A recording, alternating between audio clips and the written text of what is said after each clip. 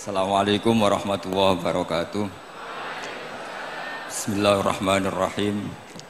Tabarakalladzi nazzala al-furqana ala 'abdihi liyakuna lil 'alamina nadhira. Allahumma shalli wa sallim ala sayyidina maulana Muhammadin wa ala alihi washabihi asma'in, amma ba'du.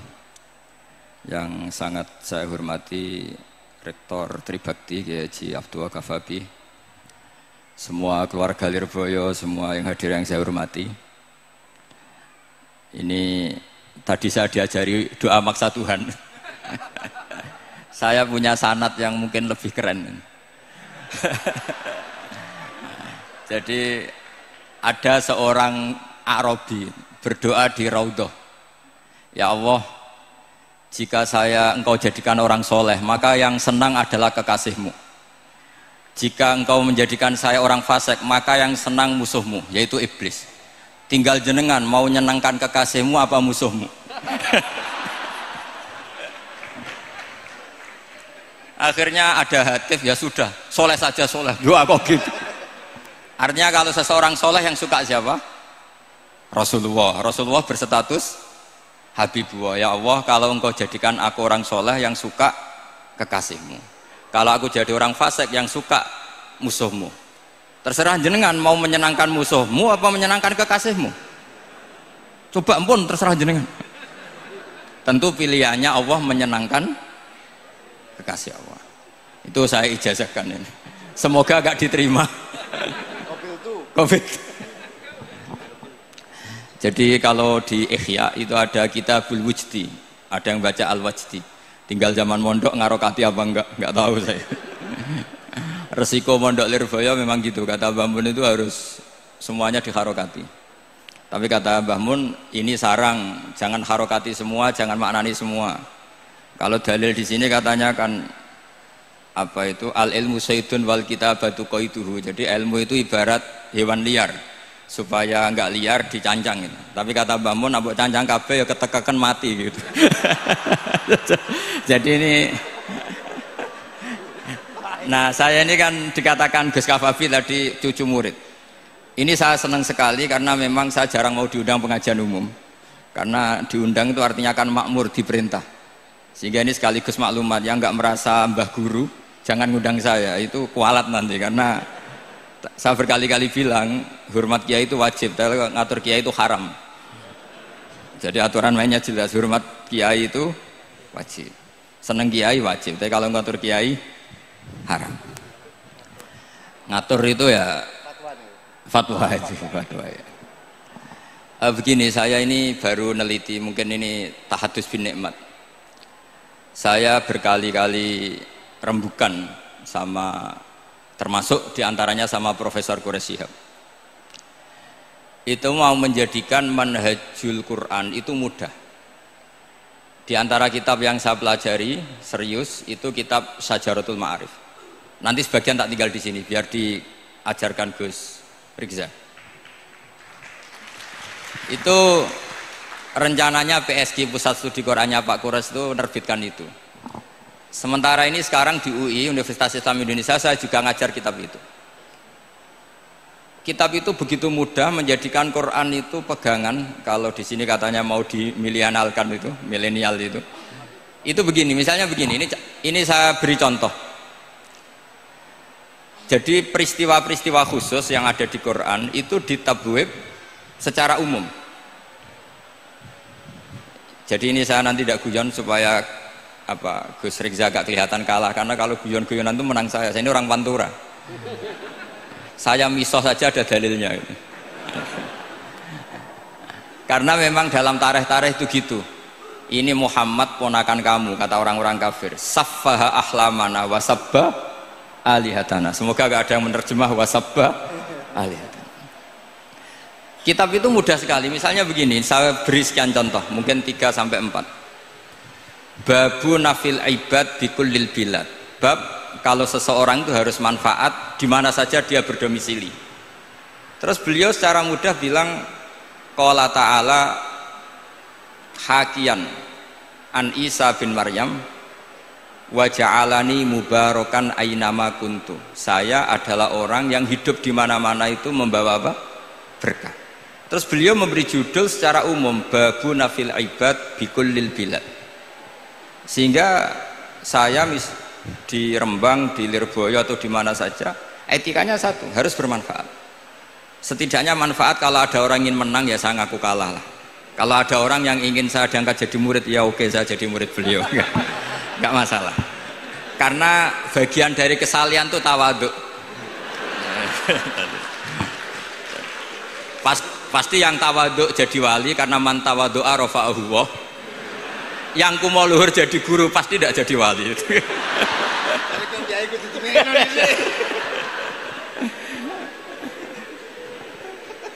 Terus ada bab yang sesuai dalam konteks Indonesia. Itu juga dibabkan umum, babu saddid dzara'i.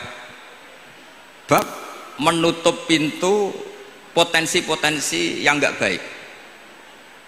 Terus beliau mengutip qala ta'ala wala tasubbul ladzina yad'una min dunillahi fayasubbullaha adwam bighairi ilm.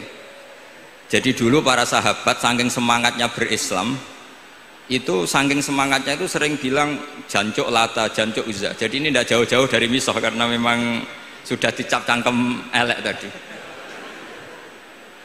Terus mereka tanya, lalu kalau Tuhan saya jancuk, bahayanya jancuk juga Tuhan kamu.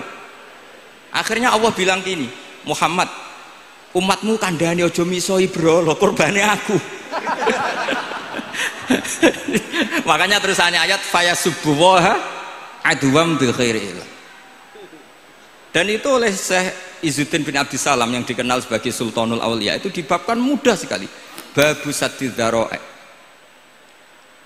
Jadi kalau kamu ingin Allah tidak dipisoi, Islam tidak disakiti, kamu jangan menyakiti agama lain. Itu bagian dari mencintai Islam. Jangan kira kita hormat sama agama lain karena ikrar, tidak, itu bagian dari mencintai Islam. Terus mengutip sekian hadis, la yasubbur rajulu abahu. Sebagian riwayat la yal'anur rajulu abahu. Ada yang baca layal ani, terserah lah. Kalau nahiyah layal an sopa rajulu, terserah itu apa khobar bimanal amri apa bacanya layal an itu bisa dipasul masail nanti itu. Jangan sampai seseorang tuh misoi bapaknya. Kata para sahabat, wa kaifa yasubbur rajul abahu. Bagaimana mungkin seseorang misoi bapaknya sendiri? Terus kata Rasulullah, yasubbu abar rajuli fayasubbu abah. Wa yasubbu ummar rajuli fayasubbu ummah. Dia misoi bapaknya orang lain kemudian dibalas bapaknya dipisah. Ini penting saya utarakan. Jadi mudah sekali. Terus dibabkan di bab umum itu babu saddid dzara'i. Sehingga peristiwa yang khususiyah ini menjadi bisa ditarik kesimpulan secara umum dan Quran maupun hadis mengawal kita ila yaumil kiamah. Karena kita tidak kehilangan stok untuk memaknai Quran dan hadis dengan cara yang diajarkan Syekh Izzuddin bin Abdissalam yang kita kenal, beliau termasuk Sultanul Ulama. Contoh ketiga ini yang paling penting dan itu saya sering utarakan. Beliau bikin judul la yutrakul haqqu li ajlil batil. Kebenaran tidak boleh ditinggalkan hanya karena banyak kebatilan. Uniknya apa? Beliau pakai dalil, saya yakin seorang Dr. Riza pun nggak terlintas kalau itu ada. Meskipun bikin rumus istihad tadi yang nggak ada kembarannya tadi. Karena ulama yang waras ya nggak ingin ngembari rumus seperti itu. Memang nggak perlu dikembarin, apalagi dosen-dosen tribakti itu nggak suka. Ini padune ra kuat gaji kan gitu. Itu kan dalih ya, dalih supaya ngirit ya. Wes mulang gak arep-arep gaji barokah gitu. Itu mesti kong kali kong sama bendara ya. Yayasan. Karo yayasan itu. Itu ada judul la yutrakul haqqu li ajlil batil. Itu uniknya beliau hanya dalil inna sofa wal marwata min sya'airillah faman hajjal baita wa i'tamara fala junaha alaihi ayyat tawafa bihima. Sofa dan Marwah itu hakikatnya adalah min sya'airillah, termasuk syiar-syiarnya Allah. Maka siapa yang haji maupun umroh nggak apa-apa. Allah dalam bahasakan itu nggak apa-apa, fala junah nggak apa-apa, terus saja tawaf di situ. Memang dalam bahasa Quran tidak bahasa sa'i tapi pakai bahasa tawaf, ayat tawafa bihima. Kata Sayyidina bin Abdissalam, di sofa ini ada Isab nama berhala, di Marwah ada Nailah juga nama berhala. Yang orang-orang jahiliyah dulu ini menyembah dua berhala ini. Karena ada berhala mereka merasa risih kalau ibadah ritual tauhid di situ. Tapi kata Allah, teruskan saja kamu tawaf di situ atau sa'i di situ. Artinya apa? Kebenaran tetap diperintahkan meskipun ada kebatilan. Jadi gampang sekali. Terus beliau bikin judul la yutrakul haqqu li ajlil batil. Barang hak itu tidak boleh ditinggalkan karena barang batil. Saya di mana-mana kalau boleh dikatakan fatwa. Kalau ada orang mati karena narkoba atau karena mendem atau karena koplo atau karena oplosan, itu kita sebagai kiai datang saja. Tapi tidak harus kiai yang top-top kayak Gus Rizal, salah satu kiai datang. Karena sekali kita tidak datang, mereka akan menciptakan tradisi baru dalam penguburan. Kiai ratekong, soleh-soleh ratekong, dipendem ala mereka. Didekno ambek diminumi arak. Sehingga kita datang ini karena apa? Sebetulnya demi melaksanakan syariat Islam, memperlakukan janazatu muslim. Kita kelola secara Islam. Meskipun mangkel, kita mangkel, wong mati kok oplosan. Mati-mati pas sujud kan keren. Atau mati karena gaji terlambat kan keren. Ini mati kok. Atau mati karena miskin telat apa? Gaji kan keren, tirakat lah qanaah. Nah. Betul, ini mas-mas kalau yang mencintai bapak ada kesampaian, syahid cinta itu juga syahid. Asal tidak pernah lihat, tidak pernah SMS. Ngempet tok itu kalau mati itu syahid. Tapi syaratnya nggak ngelihat, nggak nge-SMS, nggak WA. Pokoknya seperti itu. Nah, ini penting saya utarakan. Saya pernah diundang salah satu acara akad nikah. Itu yang undang itu nanggap ketoprak. Gus nanti ada ketoprak di rumah saya, tapi jangan nggak usah lihat itu. Tapi jam 9 ngakatkan anak saya. Ya saya datang. Pas itu memang nggak ada udzur saya datang. Itu sudah ada biduannya banyak di situ. Kenapa saya datang? Pikiran saya tadi. Kalau kiai tidak menyaksikan akad nikah, nanti mereka bisa bikin cara akad dengan cara mereka sendiri. Sehingga takbir-takbir yang di fikih, misalnya walimatul ursi itu kalau ada ikhtilatur rijal wan nisa haram hadir, itu nggak pernah dilakukan oleh guru-guru kita. Setahu saya Mbah Mun, bapak saya, guru-guru kita, meskipun ada ikhtilatur rijal wan nisa, mereka kalau ada walimatul ursi asal tidak ada uzur itu datang. Karena la yutrakul haqqu li ajlil batil. Padahal jelas di Bajuri, di Anatut Talibin, jika hunaka muharramun harumal khudur. Entah kalau Gus Rizal baca khurrimal khudur atau harumal khudur, tidak tahu. Saya ini kan bisa debat ini. Karena saya santri sarang, jadi kalau baca 2 kali harumal khudur atau khurrimal khudur. Tapi kalau yang santri sini mau tidak mau ya anut harokatnya guru tadi.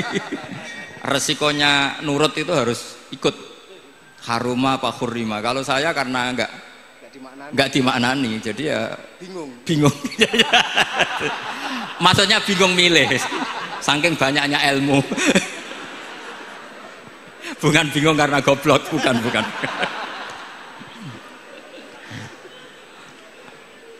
Ini penting saya utarakan. Jadi judul itu penting sekali. La yutrakul haqqu li ajlil batil.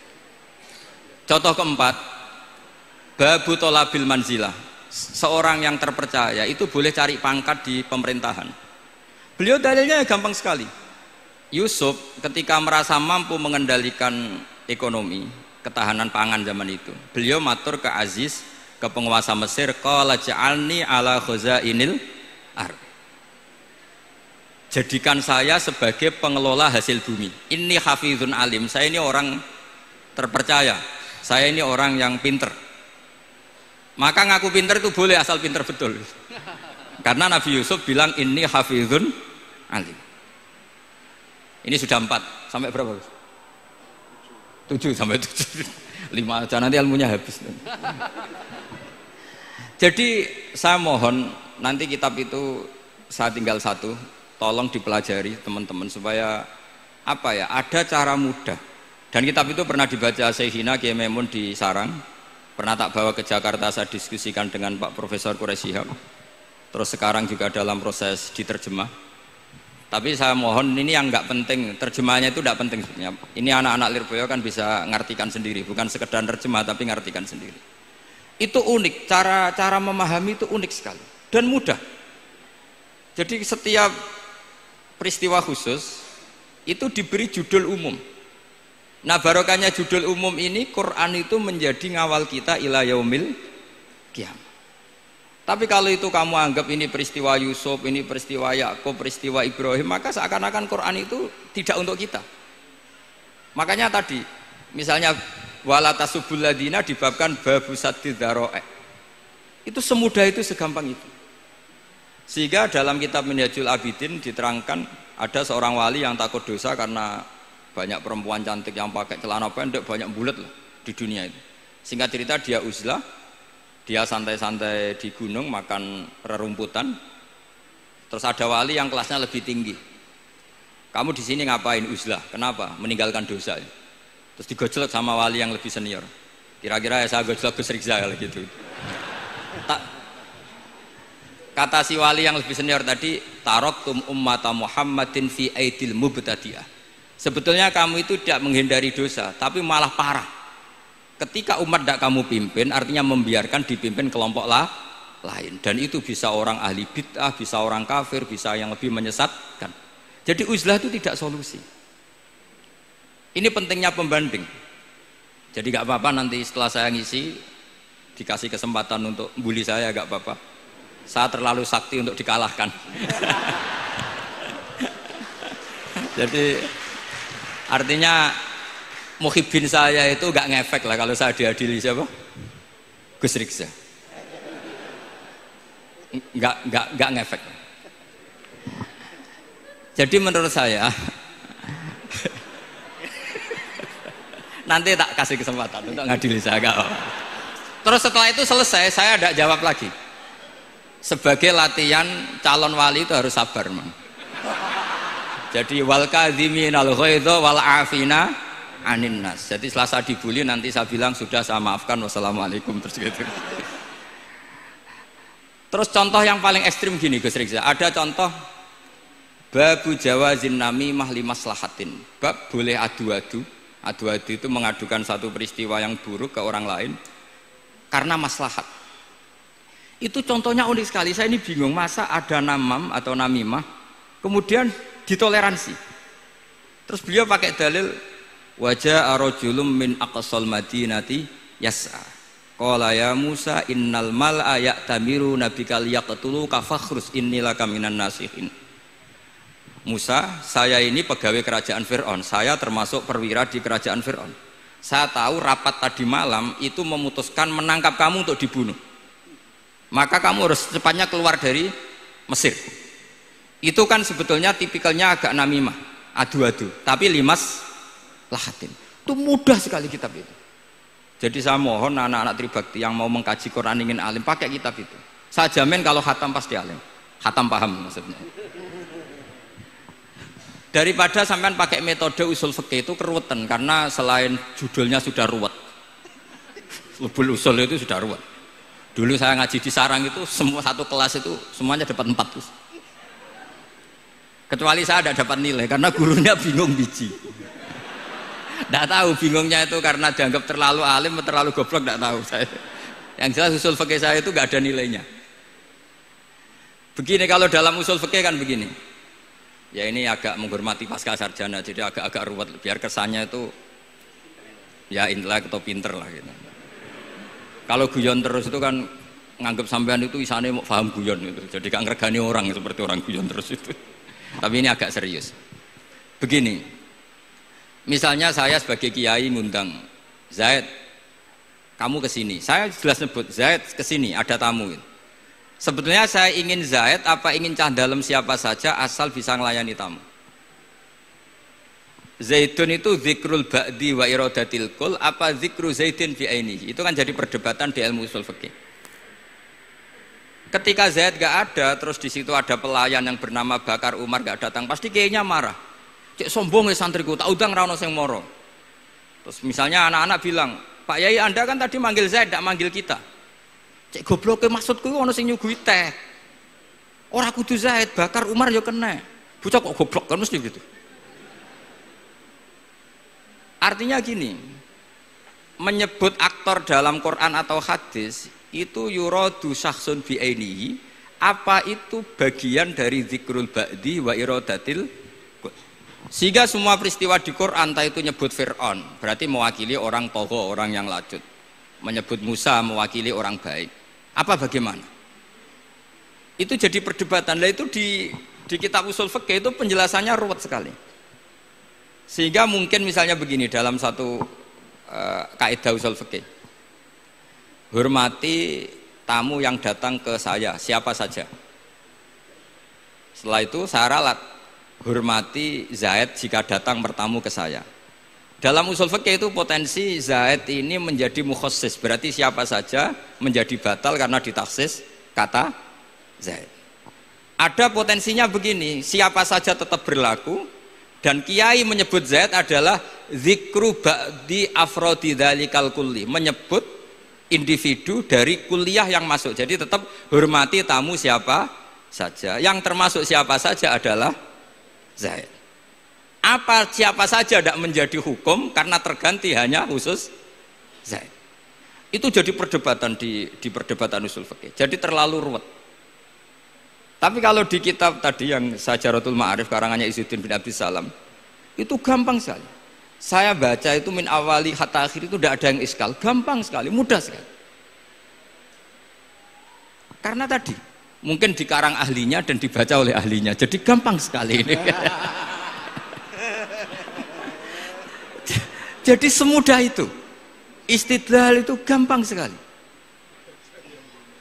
Ya saya ulang lagi tadi, karena ditulis orang ahli dan dibaca oleh orang ahli. Tapi saya pastikan kitab itu tuh mudah sekali. Kenapa saya menyarankan begitu? Karena begini, sekarang tuh banyak orang menafsirkan Quran karena hanya melihat terjemah atau dengar-dengar dari orang lain. Sementara kita yang gudangnya, kita ya semua lah, santri, sarang, lirboyo semua, itu tidak mau memulai.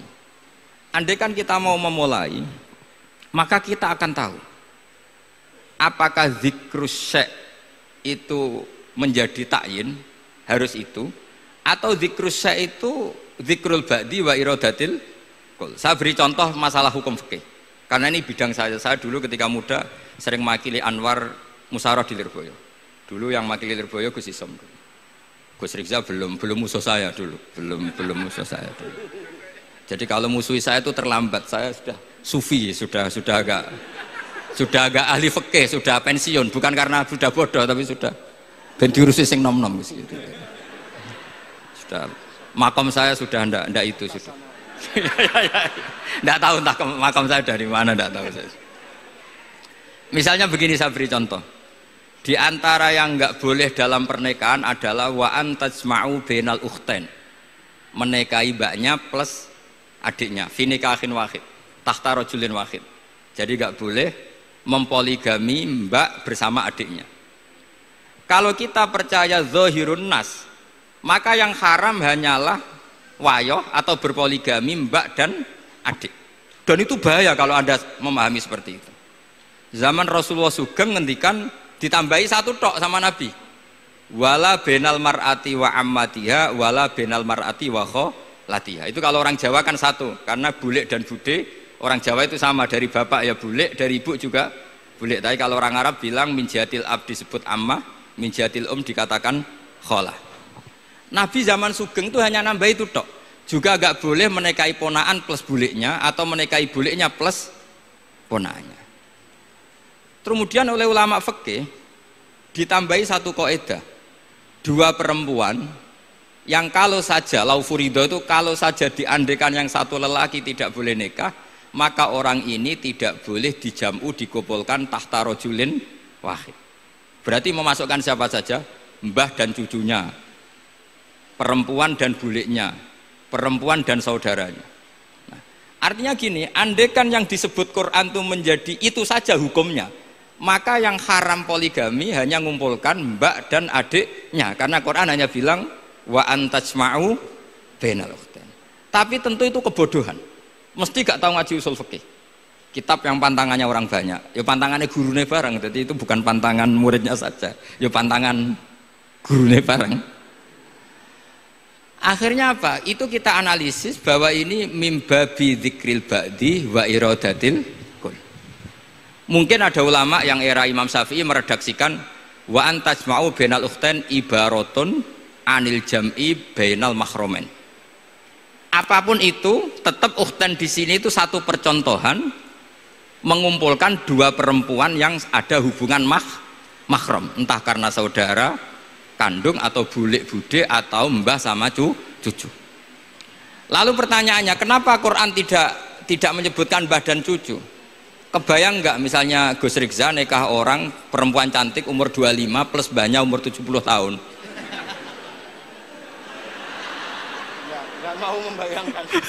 Katanya tidak mau membayangkan. Artinya gini, orang waras itu tidak akan melakukan seperti itu, maka nggak perlu dilarang. Tapi nak rabi bae suwe-suwe gedon jebule ayu adi itu banyak. Terus dongano bae mati itu banyak itu mungkin. Sehingga yang potensi bahaya itu wa antas mau penal ukten. Karena yang potensi nakal itu ya itu tadi. Ro nambake luwe ayu rabi adike, semoga kalau sedang keluarga orang lain ceraikanlah. Dungane maksa. Dungane maksa niku wae.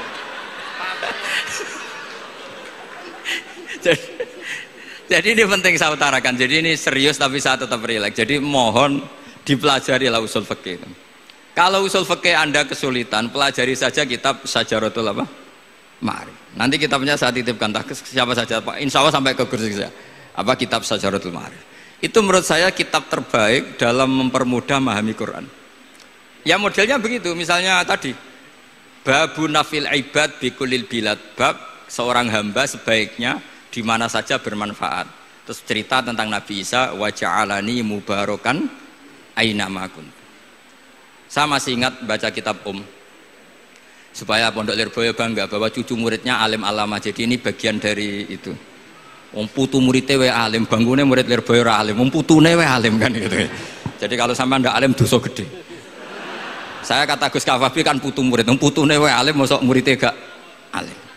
Awas nak keman gak alim, sini wong. Jadi harus mengkaca, putune we alim, apalagi anak epas. Apalagi anak epas.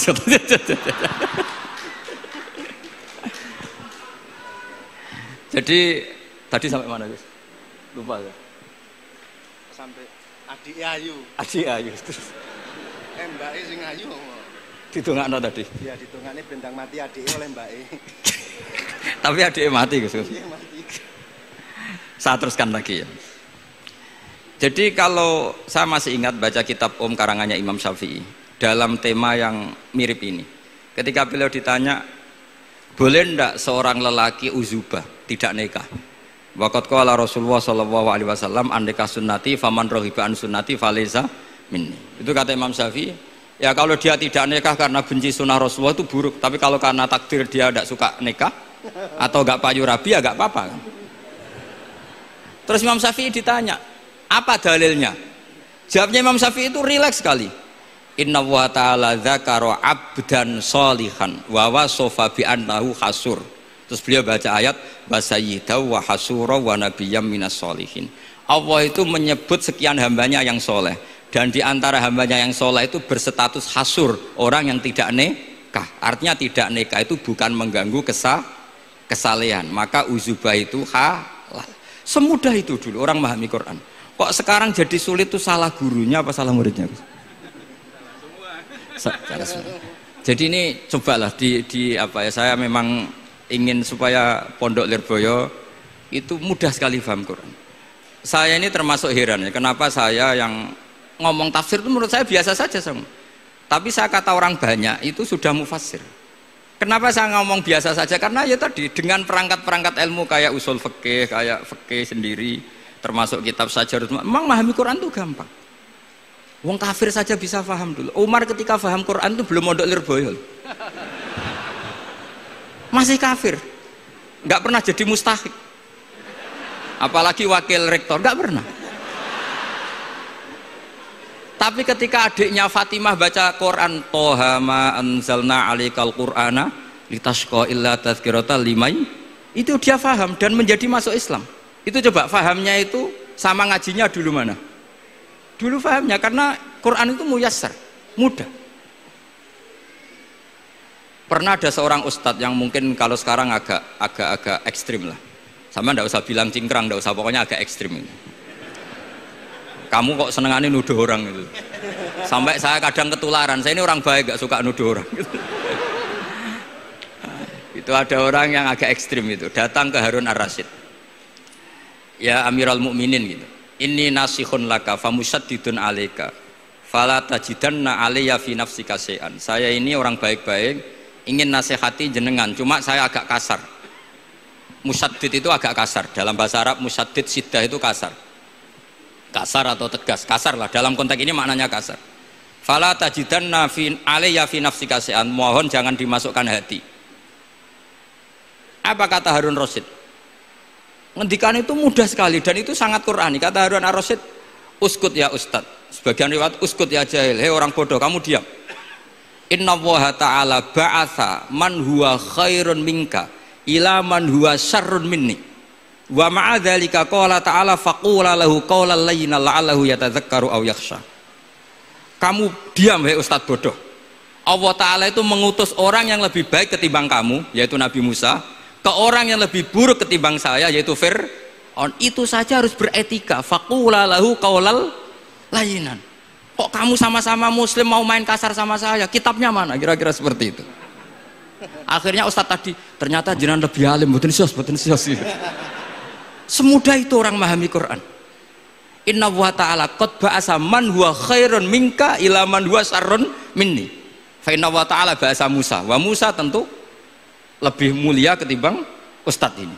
Ila man huwa syarrun minni. Saelek-elek Harun Rasyid itu jelek Fir'aun. Musa yang Rasul yang orang sangat baik diutus ke orang yang sangat buruk yaitu Fir'aun, itu saja beretika faqula lahu qaulal layyin. Harus sopan. Jadi kayak apa? Saya bayangkan kayak apa bahagianya kita kalau melihat santri-santri ini memahami Quran seperti ini. Itu kan mudah, nggak perlu dokter, bisa juga perlu, bisa, maksudnya bisa, nggak perlu dapat honoris causa dari apa tadi? Profesor cangkem elek tadi. Profesor bidang cangkem elek. Jadi karena Quran itu dalil, kata Ibnu Abbas, Al-Quran dalil itu mudah ditaklukkan, dibawa kemana saja itu bisa. Nah, ini yang terakhir, khasnya NU itu wasilah. Ini terakhir, nanti setelah ini selesai. Tapi saya mohon MC atau moderator atau siapa lah ngasih waktu Gus Rizal untuk bully saya, dan saya jamin tidak tak balas. Tidak tak balas dan saya latihan legowo tadi, wal afina aninas. Sudah itu kata Rasulullah kan gitu, orang yang meninggalkan debat padahal dia benar, banawahu betan firbatil jannah. Jadi sudah saya ingin masuk surga lah, tidak usah repot-repot berdebat. Wasilah misalnya Gus Kafabi niru Mbah Makhros atau Mbah Mun niru Mbah Karim niru Mbah Khalil Bangkalan sampai guru-gurunya. Karena zuriyatam ba'duha min ba'd. Saya juga alhamdulillah kemarin 3 bulan yang lalu, 4 bulan yang lalu Pak Said itu nyari nasabnya di Kudus. Kebetulan beliau sudah dengar-dengar kalau saudaranya Mbah Sahal itu sepupunya Mbah saya, nyari-nyari ketemu beliau senang sekali. Cuma terakhir tanya saya, Gus, saya dengan kamu tua mana? Tua saya, buyut kamu adik buyut saya, kata saya. Nyai Fadilah itu saudaranya buyut saya, Mbah Maksum buyut saya ini. Yang di Pondok Damaran, saya sampai sekarang masih ngajar di Pondok Damaran, belakangnya Masjid Menoro itu.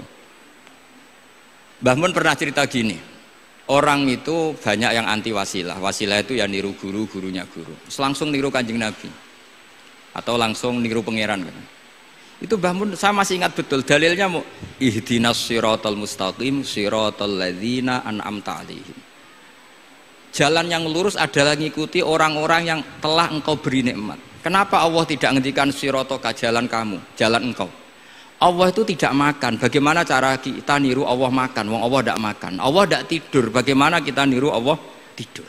Fa inna Allaha la ya'kulu wa la yanam wa la yashrab. Nah, niru itu ya orang, kata Bamun, karena manusia itu hadis, Allah itu qadim. Jadi tidak ada hubungannya barang hadis dan barang qadim. Jika kalau ingin niru ya niru manusia. Manusia itu siapa? Ya tentu masternya Rasulullah. Tapi kan walau lala ulama lama arafnal anbiya. Tanpa ulama kita tidak tahu Nabi melakukan apa, karena ini butuh sanad. Masyhur itu, walau la murabbi lama arafna rabbi. Tanpa murabbi kita tidak tahu rabbi. Nah, ini penting saya utarakan, sehingga di Quran itu setiap orang baik itu disebutkan orang-orang baik itu siapa? Ulaika alladzina an'ama Allahu 'alaihim minan nabiyina min dzurriyyati Adam wa mimman hamalna ma'anu wa min dzurriyyati Ibrahim wa Israila wa mimman hadaina wajtabaina. Selalu orang baik itu diceritakan orangnya dan ngikuti orang juga. Ulaika alladzina hadahum wa fa bihudahum muqtadi. Kenapa? Karena kita tidak bisa niru Allah, karena Allah itu tidak makan, tidak minum, tidak tidur, tentu tidak nikah. Tapi sekarang orang tuh geger, wanut guru-guru ra mesti bener. Sing marai kaidah nak guru ra mesti bener tuh kita. Kita setiap ngajar di Lirboyo di Sarang bilang selain Rasulullah Muhammad tuh tidak maksum. Jadi mereka ketinggalan kalau ngomong kiai ra mesti bener. Tahu kita mulai kecil diajari selain Nabi kok ora maksum. Dekne ro ilmu anyaran kok ngandani sing mulai bayi alim itu kan lucu. Kita mulai dulu tahu selain Nabi itu tidak maksum. Kok malah dikandani kiai tidak mesti bener, kenapa diikutin? Udah tahu kalau kiai tidak mesti bener. Cuma kalau kiai tidak mesti bener, nak kue mesti ra bener. Lagi-lagi gerakan cangkem elek kan gitu. Kalau kiai itu hanya mungkin tidak bener, kalau kamu mesti tidak bener. Ini penting saya utarakan sehingga mudah sekali. Apa dalilnya wasilah? Ya kita jawab saja. Ihdinas siratal mustaqim, siratal ladzina an'amta alaihim. Semudah itu Quran dipahami ahlinya. Tapi sekarang kok memahami Quran jadi sulit. Saya menjadi tidak tahu.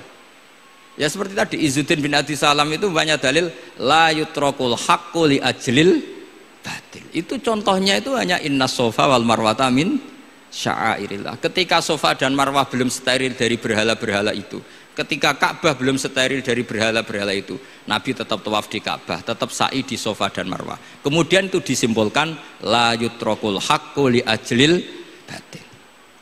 Segampang itu agama. Tapi kenapa menjadi sulit? Jadi saya mohon sekali karena kitab itu sedang dikaji di BSG Pusat Studi Quran, juga dikaji di pondok saya. Dulu Syekhina Maimun pernah baca juga. Sekarang di UII yang ngajar saya. Jadi saya ingin, dan itu diajarkan ditulis lah oleh ulama sing ma'ruf, bahkan gelarnya Sultanul Ulama. Dalam kasafnya Sayyid Abil Hasan Asyadzili, dalam kasaf beliau mengatakan, saya pas kasaf dengar satu suara, satu hatif, ya Ali, ma'ala wajil ardi, tidak ada di muka bumi ini kajian fikih sing abha, yang lebih bersinar, yang lebih moncer ketimbang kajian Izzuddin bin Abdi Salam. Dan tidak ada kajian ilmu hadis mengalahkan kajian Abdul Azim Al-Mundhiri yang ngarang At-Targhib itu. Era Sayyid siapa? Abil Hasan Asyadzili. Dan tidak ada kajian ilmu hakikat sing abha min majlisika. Dan alhamdulillah kita punya kitab itu, Qawaidul Ahkam, Syajaratul Ma'arif, Izzuddin bin Abdis Salam. Juga kita punya kitab Abdul Azim Al-Mundhiri karena kita pakai At-Targhib At-Targhib itu mukhtasornya Muslim juga. Dan tentu kita juga punya Abul Hasan Asyadzili karena kita rata-rata ngaji hikam, kita tahu hikam adalah muridnya Abul Abbas Al-Mursi dan beliau adalah muridnya Abul Hasan Asyadzili. Sehingga kita insya Allah ngalami dzurriyatam ba'duha min ba'd. Baik dzurriyah nasabiyah maupun dzurriyah sababiyah. Kayak saya tadi dikatakan Gus Kawabi putu Lirboyo karena Mbah Mun ngaji di Lirboyo. Dan saya bangga karena bisa bully jenengan semua, nak putune wae alim apa meneh anake. Mun sepakat iki nak putune wae alim apa meneh anake. Pun assalamualaikum warahmatullahi wabarakatuh.